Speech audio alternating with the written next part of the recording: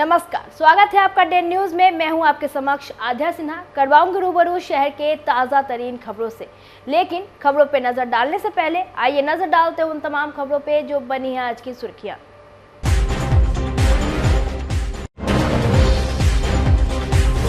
एक बार फिर पुलिस पर लगा गंभीर आरोप। मुजफ्फरपुर के एक अधिवक्ता ने काजी मोहम्मदपुर थाने के एक पुलिसकर्मी पर लगाया मारपीट कर आंख फोड़ देने का आरोप।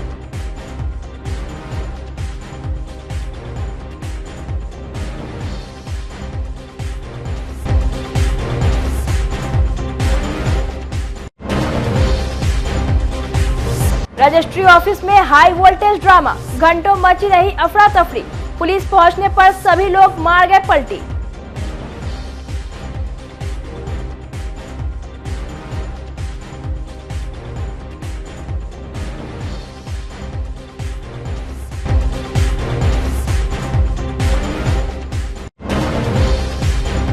और डीएम ने दिलाया भरोसा, जल्द बनकर तैयार हो जाएगा लकड़ी ढाई पुल।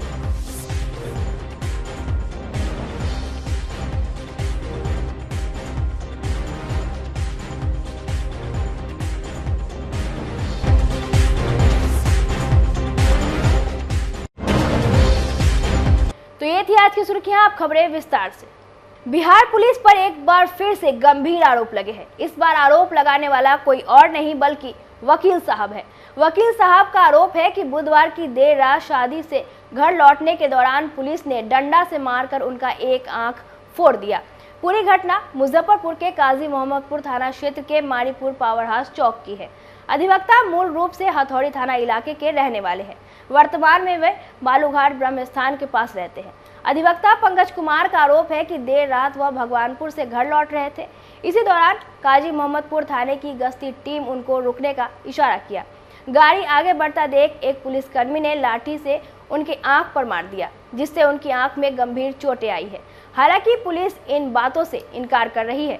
पुलिस का कहना है कि शिकायत मिलने पर जांच के बाद कार्रवाई की जाएगी। कल 7/2/2024 को पटना गए थे एक अधिवक्ता साथी के भतीजा के शादी में।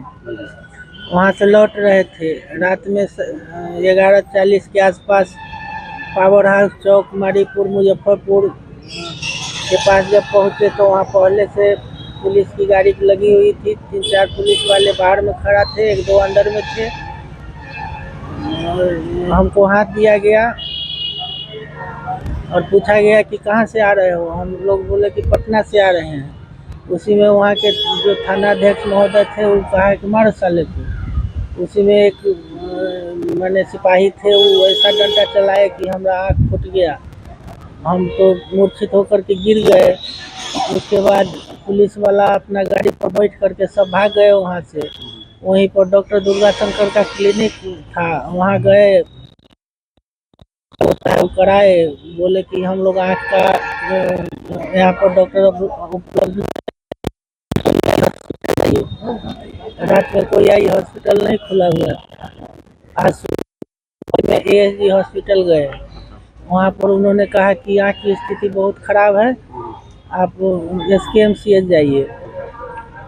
SKMCH में जांच होने के बाद डॉक्टर साहब बोले कि यहाँ कुछ नहीं हो सकता है, आप IGMS जाइए या सुविधा हो तो शंकर नेत्रालय वगैरह चले जाइए, कि आँख बचने वाला नहीं है, कि जितना लेट कीजिएगा उतना ज़्यादा। कौन से गाड़ी से आप आ रहे थे? तो वैगनआर गाड़ी से थे। काहे के लिए रोका गया था? पुलिस चेकिंग था वहाँ पर। कौन सा थाना था? ये काजी मोहम्मदपुर थाना। आरोप ऐसे मामला संज्ञान में आया है कि पुलिस द्वारा जो है सो गश्ती के क्रम में एक आदमी को चोट लग गई है। इस संबंध में अभी तक कोई आवेदन प्राप्त नहीं हुआ है। प्राप्त होने के बाद हम लोग उसकी जांच करेंगे और जो विधिवत कार्रवाई होगी करेंगे। मुजफ्फरपुर के रजिस्ट्री ऑफिस में सातपुरा इलाके के धनकार टोला निवासी चंद्रकला देवी को उनके पुत्र शशि भूषण और पोता अमर कुमार जमीन रजिस्ट्री कराने को लेकर जिला निबंधन कार्यालय पहुंचे। जब इस बात की जानकारी उनके छोटे बेटे भारत भूषण को चली तो आरन फानन में वह रजिस्ट्री ऑफिस पहुंच गए और उसके बाद दोनों भाइयों में झगड़ा होने लगा। घंटों चले इस हाई वोल्टेज ड्रामा के कारण रजिस्ट्री ऑफिस में अफरा तफरी की स्थिति बन गई। सूचना पर पहुंचे डायल 112 की टीम ने अमर कुमार, भारत भूषण और चंद्रकला देवी को लेकर नगर थाने आ गई। चंद्रकला देवी का कहना है कि वह जमीन रजिस्ट्री करने नहीं बल्कि घूमने आई थी। वहीं अमर कुमार का कहना है कि वह दादी को डॉक्टर को दिखाने के लिए ले जा रहे थे, पर रजिस्ट्री ऑफिस में वे क्या कर रहे थे इस पर उन्होंने कोई जवाब नहीं दिया। वहीं भारत भूषण का कहना है कि पूर्व में भी उनके बड़े भाई शशि भूषण ने मां से कुछ जमीन बिक्री करवा दी थी। आज एक बार फिर मां को लेकर वो रजिस्ट्री ऑफिस पहुंचा था। मां को हमारे मझले भाई साहब जिनका नाम शशि भूषण कुमार जो है वो 4 दिसंबर 2023 को बाला फुसला के ले गया वहाँ, जो कि माँ के हमारा मानसिक स्थिति ठीक नहीं है। वहाँ पकड़ी दयाल रजिस्ट्री ऑफिस में जाके 11 कट्ठा ज़मीन किसी अन्य व्यक्ति के नाम से रजिस्ट्री हो गया। हमने पता चला तो वहाँ से नकल लिए और सीओ साहब को आवेदन दिए नकल को जो है सो म्यूटेशन के रोक लगवाने के लिए। आज हमने भैया के यहाँ गए, शशि भूषण जो हमारे भाई है उनके यहाँ गए कि भाई हम आपस में आप लोग ज़मीन को बंटवारा कर लीजिए। तो कहें हाँ ज़मीन का बंटवारा आपस में कर लेंगे। हम मार्केट से गए, घर खाना खा रहे थे तो सूचना मिला कि माँ को रजिस्ट्री ऑफिस में ले गया है किसी अन्य व्यक्ति के नाम से रजिस्ट्री कराने के लिए। तो माँ को हम लोग पकड़े तो हमारे जो है सो छोटा शशि भूषण के जो लड़का है अमर कुमार, वो हमारा हाथापाई करने लगा। 2-3 भूसा पीछे से कंधा पर जो है सो लगा दिया। तब हमने 112 को कॉल किया है, जो कि 112 जो है सो सदर थाना में जो नगर थाना में जो है सो लाए हुए हैं। बस क्या चाहते हैं इसमें? हम चाहते हैं कि निष्पक्ष फैसला हो। मुजफ्फरपुर शहर में प्रवेश के लिए अखाड़ा घाट पुल के समानांतर पुल निर्माण की बात अभी लंबी कवायद में फंसी है। वहीं दादर पुल की हालत भी दिनों दिन जर्जर होती जा रही है। दूसरी ओर तकरीबन 1 दशक से बनकर तैयार चंदवारा लकड़ी ढाई पुल को सुचारू बनाने के लिए संपर्क पथ निर्माण की परेशानी तमाम वायदे और दावों के बावजूद अपनी जगह कायम है। इस मामले को लेकर मुजफ्फरपुर के डीएम सुब्रत कुमार सेन का कहना है कि जल्द ही पुल के संपर्क पथ निर्माण के लिए पुल निर्माण निगम से पत्राचार करेंगे। उन्होंने कहा कि संपर्क पथ के लिए भूमि अर्जन बाधक बनी थी, लेकिन इस मामले में अब लगभग सारी प्रक्रिया पूर्ण हो गई है। मुख्यमंत्री स्तर से संपर्क पथ निर्माण के लिए लगभग 25 करोड़ का आवंटन मिला था, जिसमें भू अर्जन को लेकर भूमि मालिकों को 24 करोड़ से अधिक का भुगतान भी किया जा चुका है। इसके निर्माण से ग्रामीण क्षेत्र से शहर में प्रवेश करने वाले लोगों को काफ़ी सहूलियत मिल जाएगी।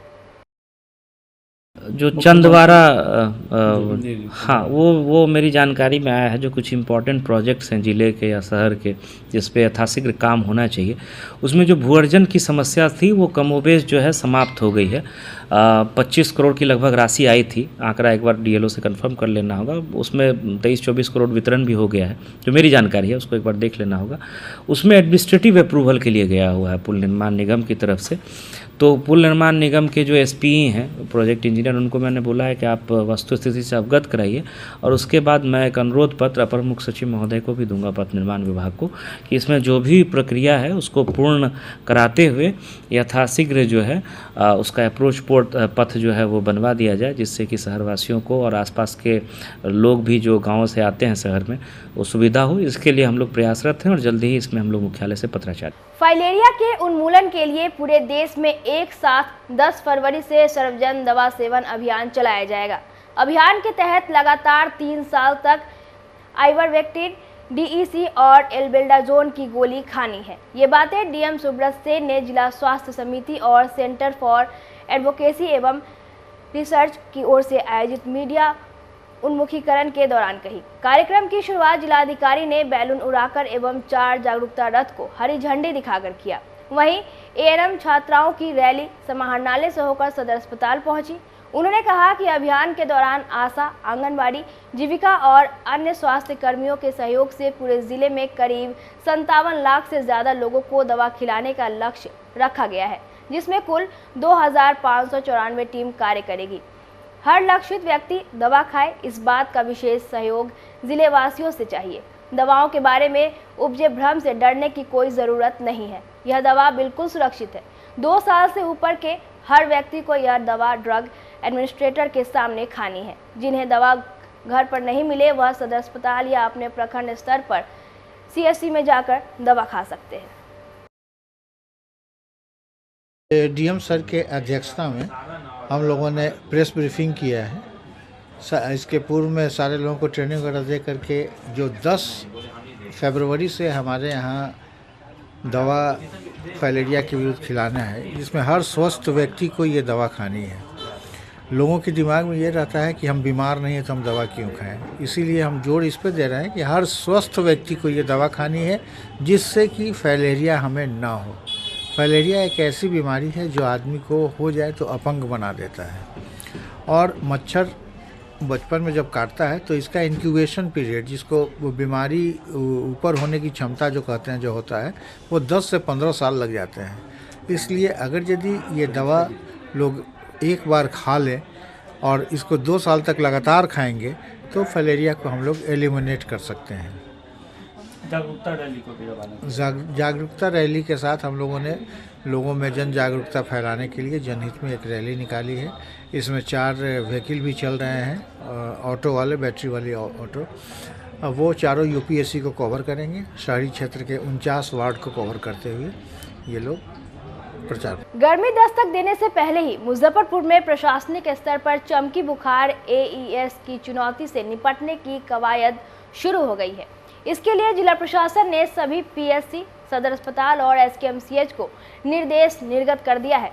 सभी प्रशासनिक अधिकारी भी एक गांव या पंचायत को गोद लेंगे। DM सुब्रत कुमार सेन ने बताया कि सरकार के निर्देश पर जिले में बच्चों को चमकी बुखार के कहर से बचाने के लिए तैयारी मुकम्मल की जा रही है। इस बार चमकी बुखार से पीड़ित बच्चों को अस्पताल पहुंचाने वाले बाइक सवार को सरकारी मद से 400 से 600 रुपए की राशि भुगतान किया जाएगा। इसकी विभागीय मंजूरी मिल चुकी है। इस नई पहल से इस बार ग्रामीण क्षेत्रों में चमकी बुखार से प्रभावित बच्चों को जल्द अस्पताल पहुंचाने में आसानी होगी। नहीं, इसमें हम लोगों का बिल्कुल, इसमें पूर्व के वर्षों में भी काफ़ी अच्छा काम हुआ है। आगे उसको हम लोग कंटिन्यू करेंगे। एक मीटिंग जो है वो अभी इसी वीक में हम लोगों ने सभी स्टेक होल्डर्स के साथ, चाहे वो स्वास्थ्य विभाग हो, जीविका हो, ICDS हो, ग्रामीण विकास विभाग हो, तो अन्य विभागों के पदाधिकारियों के साथ भी हम लोगों ने एक बैठक जिला स्तर पर आयोजित की है। और जो भी प्रचार प्रसार करना होता है या जो आशा की ट्रेनिंग होती है, मेडिकल ऑफिसर्स की ट्रेनिंग होती है, वो सारा शेड्यूल के मुताबिक होगा। जिला स्तर पर जो कमेटी बनी हुई है उसकी मीटिंग हम लोग अगले हफ्ते करेंगे। और जो पंचायतों को गोद लेने का है, जिला अधिकारी सहित सभी पदाधिकारी लेते हैं, तो उन पंचायतों को गोद लेकर के साप्ताहिक भ्रमण मेरा भी होगा, अन्य पदाधिकारियों का भी होगा। और जैसे जैसे गर्मी बढ़ेगी और हम लोगों की इंटेंसिटी जो है कार्यक्रम की, चाहे प्रचार प्रसार की हो या जो हाउस टू हाउस भ्रमण होता है, जिसमें लाइन लिस्टिंग अभी बच्चे की ICDS के माध्यम से करा करके और लगातार फॉलोअप कराते हैं हम लोग आशा के माध्यम से, आंगनवाड़ी कर्मी के माध्यम से, तो उसको हम लोग अच्छे से करेंगे। और AES को लेकर के तैयारी हम लोगों की चल रही है। और जैसे पूर्व के वर्ष में, पिछले वर्ष में कोई भी डेथ नहीं हुआ था, उसी ट्रेंड को हम लोग जो है कंटिन्यू करना चाहेंगे। तो सभी विभागों का इसमें बेहतर समन्वय रहेगा। जो SKMCH है उसके जो नोडल डॉक्टर साहब हैं छोटी, वो भी आए थे। तो पीको भी एक, आप सब लोग जानते हैं कि बहुत अच्छा पीको भी बन गया है। दूसरी जो सुविधा हम लोग पूर्व के वर्षों से दे रहे हैं उसमें एक नया एडिशन इस बार मोटरसाइकिल का हम लोग करने जा रहे हैं कि दूर दराज के इलाकों में 4 व्हीलर वाहन जो है कई बार नहीं मिलता है और इमीडिएटली बच्चों को जो है स्वास्थ्य केंद्र में पहुंचाना होता है। तो अगर मोटरसाइकिल से लेकर के भी कोई बच्चे को स्वास्थ्य केंद्र में पहुंचता है तो 400 से 600 रुपये तक का जो भुगतान है, जो भी राशि होगी किलोमीटर के हिसाब से, वो हम लोग जो है मालिक को, जो वाहन का मालिक होगा उसको भुगतान करेंगे। तो ये व्यवस्था करने जा रहे हैं। इसके अतिरिक्त ORS वगैरह जो भी देना होता है, प्रिवेंटिव जो भी मेजर है, सब हम लोग AES को लेकर करेंगे। इसमें हम लोगों का विशेष ध्यान रहेगा और अच्छे से हम लोग इसको टैकल कर सकें, इसके लिए सारे पदाधिकारी इसमें। दो तीन बात है। जैसे AES को लेकर, AES प्रभावित प्रखंडों में जो जिनका कच्चा मकान था, आप लोग जान रहे हैं कि मुख्यमंत्री आवास योजना, प्रधानमंत्री आवास योजना से अगर कवर नहीं थे तो मुख्यमंत्री आवास योजना का जो कंपोनेंट है उससे काफ़ी आवास बना है। इस ज़िले में। और इसके अतिरिक्त जो नल जल की सुविधा है वो घरों में दी गई है, और आंगनवाड़ी केंद्रों पर जो हम लोग THR देते हैं, या आंगनवाड़ी केंद्रों पर जो बच्चे जब जाते हैं, अभी तो ठंड के कारण कुछ दिन बंद भी था, उससे भी पोषण स्तर जो है सुदृढ़ होता है। उसके अलावा जो मुख्यमंत्री कन्या उत्थान योजना है, जो लड़कियों के जन्म पे जो पैसा मिलता है टीकाकरण पे, जब रूटीन इम्यूनाइजेशन जब बच्चों का हो जाता है तो उससे भी बच्चों में जो है एक अपनी प्रतिरोधक क्षमता जो है वो अच्छे से विकसित होती है। इसके अतिरिक्त प्रधानमंत्री मातृत्व वंदन योजना है जो ICDS के माध्यम से होता है, तो उसमें भी 5,000 रुपया मिलता है जो गर्भवती महिला और जब बच्चे का जन्म होता है। तो इससे भी ये सब सहायता जो नगद सहायता मिलती है, इससे ये होता है कि अच्छे से जो है माँ और बच्चा जो है अपने बच्चे का पोषण स्तर को बेहतर कर सके। इसको लेकर के लगातार हम लोग प्रयास करेंगे, और जो बच्चे जिनमें कि पोषण स्तर कम है उनको बेहतर हम लोग उनकी टारगेटिंग कर सके, इसके लिए भी प्रयास जारी रहेगा। मुजफ्फरपुर के समाहरणालय और सदर अस्पताल को सौर ऊर्जा से संचालित करने को लेकर बिहार सरकार द्वारा लगाए गए सोलर एनर्जी सिस्टम मात्र शोभा बनकर रह गए हैं। स्थिति यह है कि कार्यालय और सदर अस्पताल के छत पर सोलर प्लेट तो नजर आते हैं, पर उनके कोई अन्य उपकरण काम का नहीं है। DM सुब्रत कुमार सेन का कहना है कि अपने स्तर से ऑडिट करवाकर खराब हो चुके उपकरणों को ठीक करवाते हैं और सरकार को सूचित कर जल्द ही सौर ऊर्जा से संचालित करवाने का प्रयास करेंगे। देखिए, ब्रेडा के माध्यम से जो सोलर पैनल है विभिन्न सरकारी कार्यालयों में लगाया गया है सभी जिलों में, तो उसमें हम लोगों को ये देखना होता है कि 2 तरह की व्यवस्था होती है। एक तो ऑफ ग्रिड रहता है और एक ऑन ग्रिड रहता है। ऑन ग्रिड में है कि सीधा जो सोलर एनर्जी से जो भी विद्युत जो बन रहा है उसको सीधा ग्रिड में ट्रांसफ़र कर दिया जाता है, और ऑफ ग्रिड का जो है यूज़ कार्यालय अपने हिसाब से करता है जब बिजली कटती है। तो मैक्सिमम जगह में अब ऑन ग्रिड ही लग रहा है, जो भी इलेक्ट्रिसिटी प्रोड्यूस हो रहा है वो सीधा ग्रिड में जा रहा है और वहाँ से जैसे संचरण होता है उस हिसाब से ट्रांसमिट हो रहा है। तो ये तथ्य संज्ञान में आया है। ब्रेडा के इंजीनियर को मैंने बोला है, कुछ जगहों पर टेंडर भी हुआ है, लेकिन आप संभवतः बता रहे हैं कि सदर अस्पताल में भी जो लगा है उसकी भी स्थिति अच्छी नहीं है। तो इसको एक बार हम लोग पूरा चेक करा लेते हैं, जो एक तरह से ऑडिट होती है इंजीनियर से, और जहाँ भी जो कमी है वो हम लोग मुख्यालय में भी भेज देंगे। जो MD साहब हैं उनको भी इसके संज्ञान में दे दिया जाएगा, उनके संज्ञान में, और हम लोग का प्रयास होगा जल्दी ही जो है इसकी मरम्मती करा करके इसको पुनः चालू करवा दिया जाए अगर बंद है तो। रसोइयों को राज्य कर्मी का दर्जा, 10,000 रुपये प्रति माह मानदेय देने सहित विभिन्न मांगों को लेकर बिहार राज्य विद्यालय रसोइया संघ और एक्टू के बैनर के तत्वाधान में मुजफ्फरपुर के सभी प्रखंडों के रसोइयों ने खुदीराम बोस स्मारक स्थल से जुलूस निकालकर कलेक्ट्रेट में प्रदर्शन किया और केंद्र और राज्य सरकार के खिलाफ जमकर नारेबाजी की। संघ के महासचिव सरोज चौबे ने कहा कि आज अपनी मांगों को लेकर पूरे बिहार में प्रदर्शन किया जा रहा है। आगे इन्हीं मांगों को लेकर 21 फरवरी को विधानसभा के सामने प्रदर्शन किया जाएगा। 18 और 19 20 जनवरी को BRC पर प्रदर्शन किया गया था और मांग पत्र मुख्यमंत्री के नाम सौंपा गया था। तो आज हम लोगों ने यहाँ जो खासकर मानदेय उनका तत्काल 10,000 मानदेय करना और 2 सूती साड़ी और ब्लाउज पेटीकोट के साथ राज्य कर्मी का दर्जा देना और 3,000 पेंशन देना, ESI EPF करना, उनकी उम्र 65 वर्ष करना रिटायरमेंट की, और उनको मातृत्व अवकाश देना, ESI EPF देना, यही सहित 13 सूत्री मांगों को लेकर के प्रदर्शन किया गया था। और 21 तारीख को इन्हीं मांगों को लेकर के विधानसभा के सामने प्रदर्शन होगा, क्योंकि महागठबंधन सरकार में जितना आंदोलन हुआ था, शिक्षा मंत्री से बात हुई थी, MDM डायरेक्टर से बात हुई थी, वो सब पानी फिर चुका है। तो नए सिरे से इस आंदोलन को सरकार के सामने किया जा रहा है, आगे बढ़ाया जा रहा है। और 16 तारीख को यहाँ 10 ट्रेड यूनियनों की हड़ताल है, उसमें भी रसोइया लोग भाग लेंगे, उसमें मांग रहेगी। 12 फरवरी को ऐपोवा के 30वें स्थापना दिवस के अवसर पर वो जाएंगी, पटना भी जाएंगी, उसमें भी अपनी मांग को रखेंगे, उसमें उनकी मांग रखी गई है। तो यही सब लेकर के राहुल अखिलेश रथ लेकर ब्रह्मसी समाज के युवा राष्ट्रीय अध्यक्ष शशिभूषण पांडे गुरुवार को मुजफ्फरपुर के जिला कांग्रेस कार्यालय पहुंचे, जिसका स्वागत कांग्रेस जिला अध्यक्ष अरविंद कुमार मुकुल के नेतृत्व में किया गया। शशि भूषण पांडे ने कहा कि 26 अक्टूबर को पटना के सदाकत आश्रम से ये रथ लेकर निकले हैं, जो बिहार के हर जिले, प्रखंड और गांव में जाकर मोदी सरकार के कामकाज का पोल खोलते हुए कांग्रेस नेता राहुल गांधी और प्रदेश अध्यक्ष अखिलेश प्रसाद सिंह का संदेश पहुंचाया है। कांग्रेस जिला अध्यक्ष अरविंद कुमार मुकुल ने कहा कि 9 और 10 सितंबर को ये रथ जिले के विभिन्न प्रखंड और गांव में जाकर नेता राहुल गांधी और अखिलेश प्रसाद सिंह का संदेश पहुंचाएगी।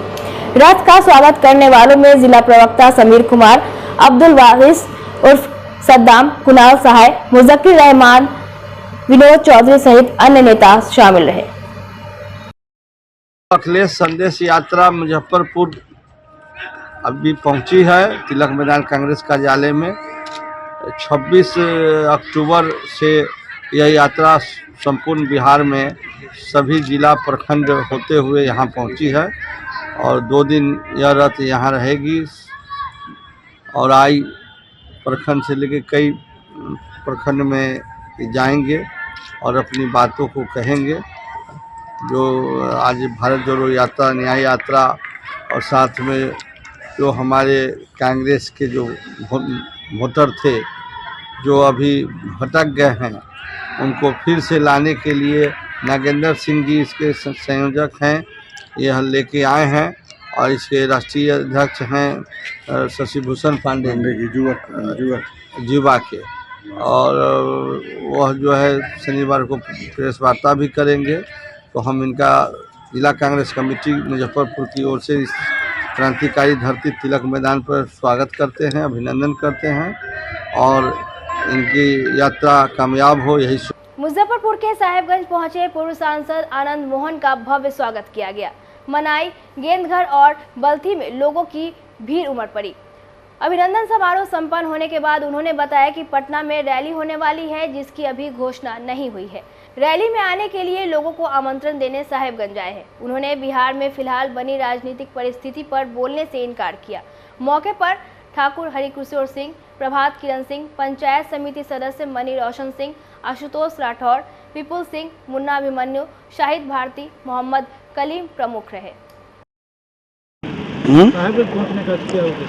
साहबगंज एक रैली हमारी है, उसी रैली के निमंत्रण को लेकर यहाँ आए हैं।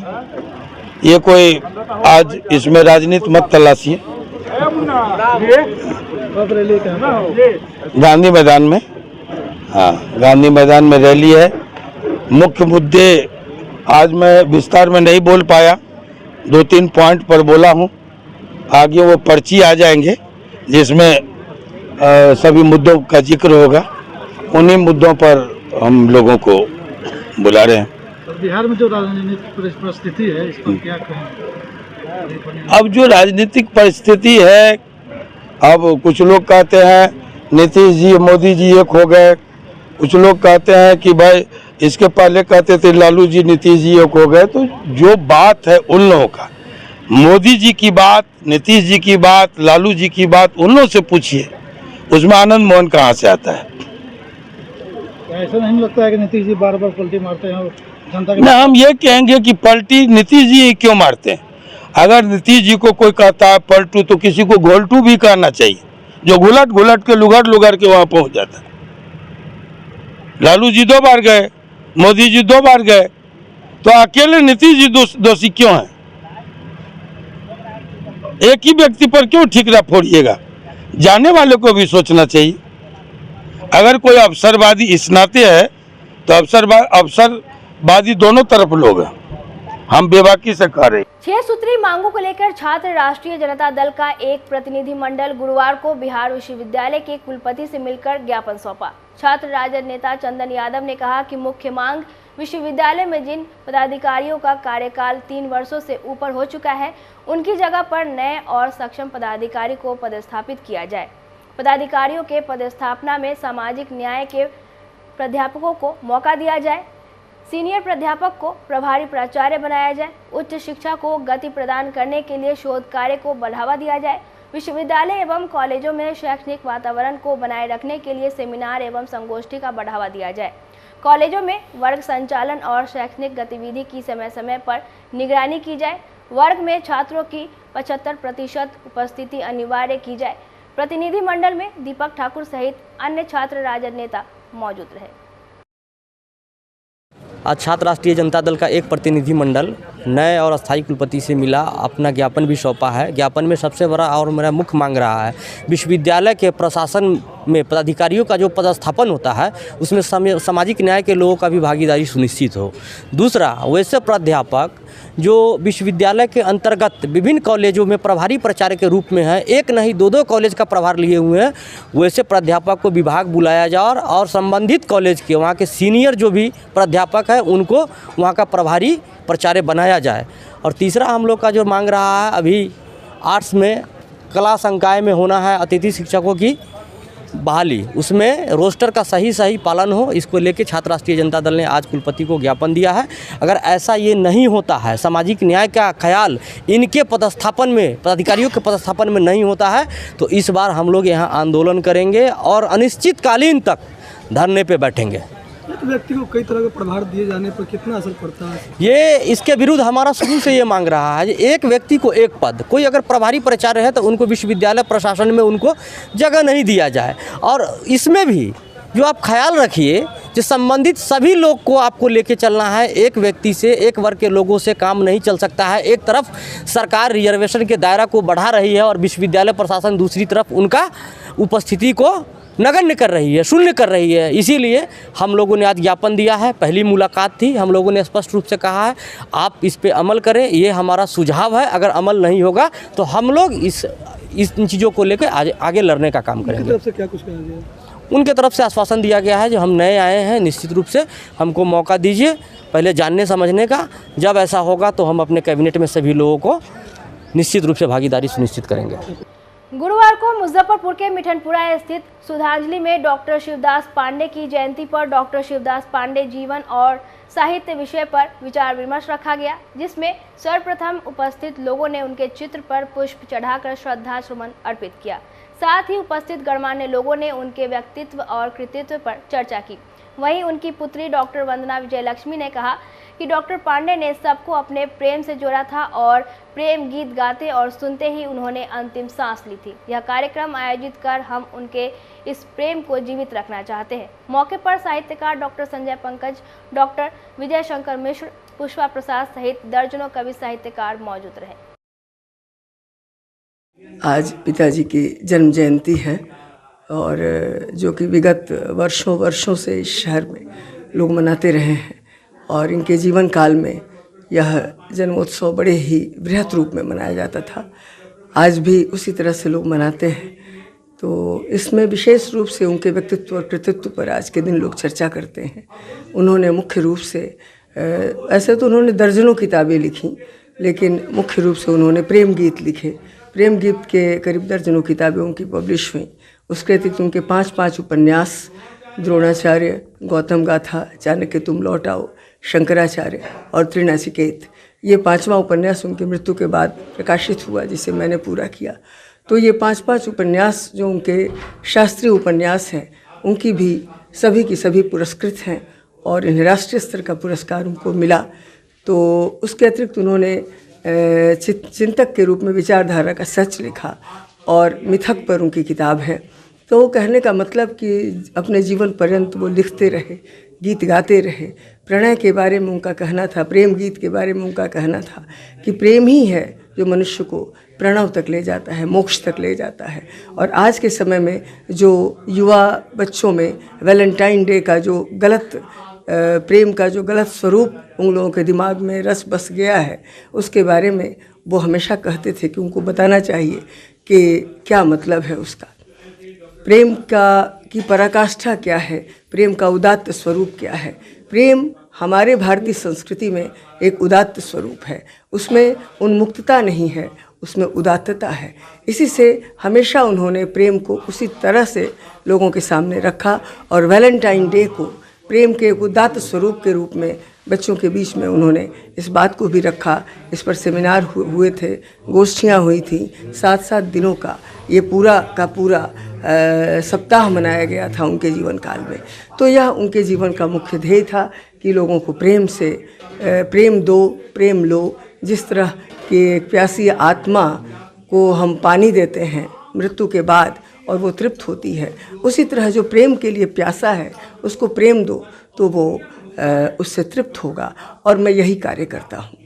गुरुवार को महान स्वतंत्रता सेनानी ध्वजा प्रसाद साहू की 37वीं पुण्यतिथि पर ध्वजा प्रसाद साहू स्मारक समिति की ओर से मुजफ्फरपुर के सरैयागंज स्थित नवयुवक समिति ट्रस्ट के सभागार में श्रद्धांजलि कार्यक्रम का आयोजन किया गया। उपस्थित लोगों ने उनके चित्र पर पुष्प अर्पित कर भावभीनी श्रद्धांजलि अर्पित की और उनके जीवनी पर प्रकाश डाला। श्रद्धांजलि सभा में ही डॉक्टर संगीता कुमारी शाही की एक शोध पत्रिका जिसका शीर्षक त्याग और तपस्या के प्रतिमूर्ति ध्वजा प्रसाद साहू है, इसका लोकार्पण किया गया। मौके पर समिति के सचिव संजीव कुमार साहू, भगवान लाल सहनी, संजय पंकज, पूर्व मेयर सुरेश कुमार सहित काफी संख्या में लोग मौजूद रहे। आज ध्वजा प्रसाद साहू जो देश के महान स्वतंत्रता सेनानी थे, उनकी 37वीं पुण्यतिथि मनाई जा रही है। ध्वजा बाबू महात्मा गांधी के साथ 1917 से जुड़ गए थे। उससे पहले वो खुदीराम बोस के क्रांतिकारी अनुशीलन समिति से, जो बंगाल की क्रांतिकारी पार्टी थी, उनसे जुड़े हुए थे और मुजफ्फरपुर में एक क्रांतिकारी पार्टी बनाया जिसमें राम विनोद सिंह जी, जोगिंदर शुक्ल जी, ये सारे लोग उस समय में थे। आज उनकी 37वीं पुण्यतिथि है और अपना जीवन उन्होंने खादी, ग्रामोद्योग और कमज़ोर वर्गों के उत्थान के लिए दिया। ग्रामीण रोज़गार कैसे बढ़े, गाँवों को में कैसे रोज़गार बढ़े, इसी पर उनका जीवन भर रहा। इसी पर आज कार्यक्रम है, एक गोष्ठी भी है जिस पर उनकी चर्चा हो रही है। गोष्ठी का क्या विषय है जी? गोष्ठी का क्या विषय है? गोष्ठी ध्वजा प्रसाद साहू और उनके कार्य। आज के लिए बस इतना ही। कल फिर मिलेंगे कुछ नई खबरों के साथ। तब तक मुझे और मेरे पूरे न्यूज़ टीम को दीजिए इजाज़त। नमस्कार।